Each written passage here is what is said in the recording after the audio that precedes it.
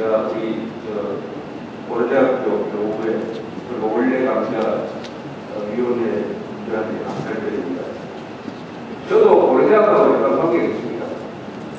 69년인가 우리 골간조선 대학 주식회원을 지자고 요새 사회에서 화제가 되고 있는 집단에 대한 연구를 하고 있습니다. 잘 아시겠지만 고려대학 교우회, 고려대학 출신들, 그리고 호남 강우회, 그리고 해병대 동지회, 여기 하나 붙여가지고 경북고등학교 붙여매요. 같이 제일 결속력이 강한데, 그래서 고려대학교를 취재하러 갔다 오더니 저보고, 아니 우리 편집장님도 고려대학교 교우회 배원이 있던데요 이래요. 무슨 이야기인가 물었더니 저 딸이 고려대학교 출신이니까 저도 그 이름이 적혀있답니다. 그런데 확인하면 해봐야 되는데 그런 수가 있는지 모르겠습니다. 그래서 저 딸도 고려대학 출신이고 저 사위도 또 고려대학 출신입니다.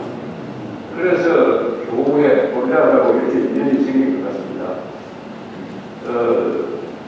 여기 제가 오니까 제가 대방동이니까 이제 만 64세인데 제가 제일 어린 것 같습니다.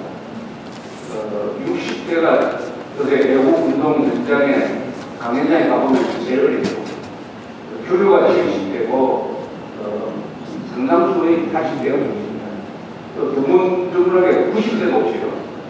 60대, 70대, 80대, 90대 이분들이 자신의 일신의 영달이라든지 행복이라든지 건강이라든지 이런 게 아니라 대한민국의 행복 그리고 우리 사회를 걱정하고 이웃을 걱정하고 이 세계를 걱정하고 하는 이런 주제를 가지고 이렇게 자주 모이고 또 활동하고 또 시위 현장에서 햇볕이 내일 쏘이는 아마 아스팔트 온도가 40도 되는 거기에 하루 종일 앉아서 밤에라서 예체 밤새 투쟁을 하고 하는 이런 나라가 세계에서 있느냐 하면 없습니다. 유일합니다.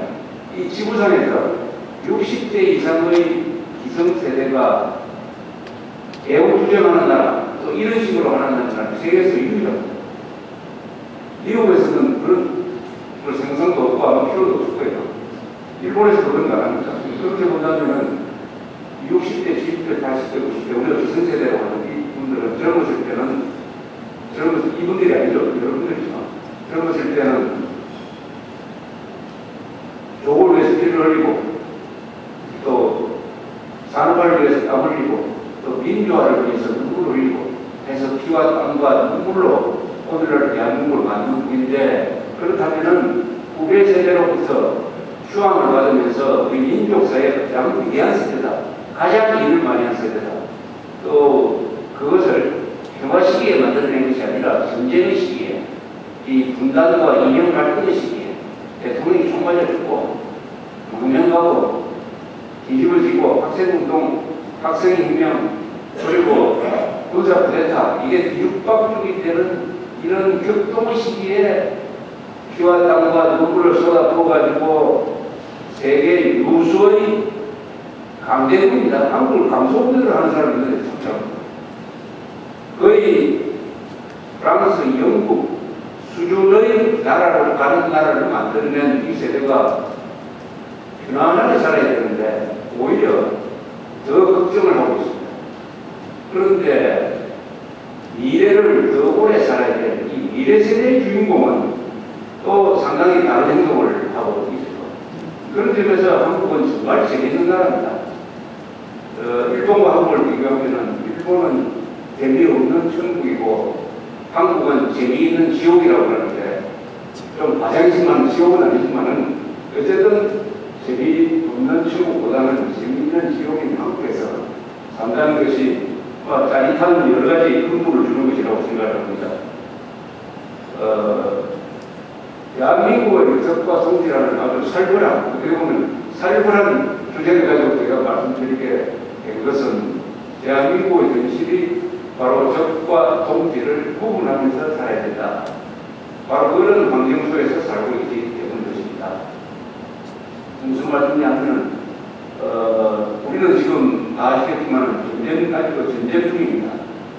이제 하프타임이 넘기를 가지고 1953년 10월 27일 이후에 56년이나 이 하프타임이 계속되니까 평화의 시기다 라고 착각을 하고 있으나 아직 한국은 전시화의 생활을 해야 되는 나라인데 평화 시의 행동을 해야 된다고 주장하는 사람들이 있습니다. 한국은 평화를 누리고 있으니까 전쟁은 잊어버리고 전쟁과 관련된 부분, 안보라든지 국방이라든지 이념 문제라든지 이런 것은 따지지 말고 그냥 좋은 게 좋다 하는 식으로 좀 문제가 있더라도 좀 만역질을 하더라도 좀 법을 어기더라도 우리가 적당히 덮어서 살아나가자 하는 이런 주의 주장을 하는 사람들이 대종을 이룹니다. 이른바 대통령이 주장하는 소위 중도실력이라는 것이 그게 경제적으로 친서민, 친중산층, 국내중심 이런 것으로 가는 것은 이해할 수 있으나 그것이 법을 어기는 사람 또는 적, 북한 이런 데까지도 중도적으로 적고중간하게 나가는 것으로 된다면은 이것 또한 한국의 생존 조건을 정확하게 파악하지 못한 아주 어설픈 행동이라고 생각합니다. 이근한 예를 두 개만 들면은 벌써 한 보름 전에 북한에서 황강댐이라는 이 댐의 숨을 무단으로 열어가지고 6명이 진강에서 죽었습니다. 거기에 대해서 우리 정부가 실효적인 조치를 취한 것이 아무것도 없어요. 나는 미국 사람들이 무슨 시설 관리를 잘못해가지고 6명의 한국 사람들이 그런 식으로 죽었는데 미국 사람들이 보상도 안 해주고 사과도 안 하고 가만히 있다고 하면은 어떻게 되겠습니까? 아마 나라가 뒤집힐 거예요. 그런데 미국 사람보다도 우리가 더 경계해야 할 북한군이 그런 식으로 무단 방문을 해가지고 6명의 한국인을 죽도록 만들었는데 여기에 대해서 우선 우리 국민들의 분노가 그렇게 크지 않고 우리 언론은 될 수 있는 대로 문제를 축소하는 쪽으로 가고 정부마저도 유감 사과 요구에서 그치고 있습니다. 사과 요구에서 그치고 있습니다.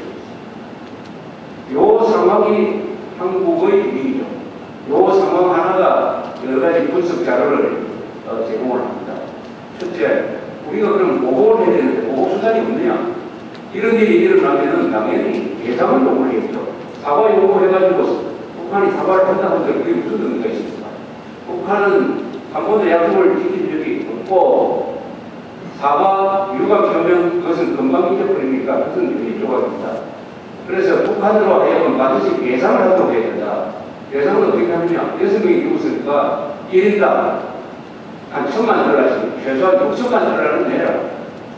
안 내면은 우리 국제법정에 제소를 하겠다. 아니면은 대성공단에서 임금 주는 거 압류해버리겠다. 뭐 이런 식으로 LA는 북한 재산 압류하겠다.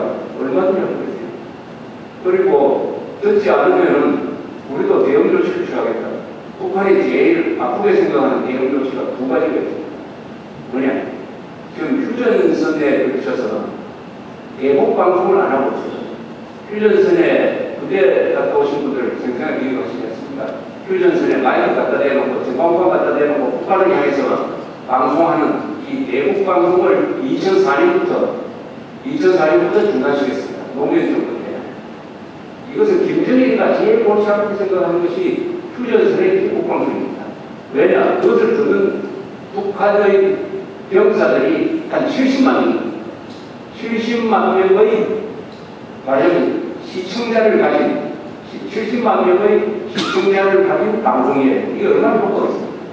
더구나 전해주는 것이 북한이 남한으로 방송하는 것은 전부 거짓말이라서 우리 병사들이 듣지도 않지만 남한에서 북한으로 보내던 이 방송은 효과가 있습니다.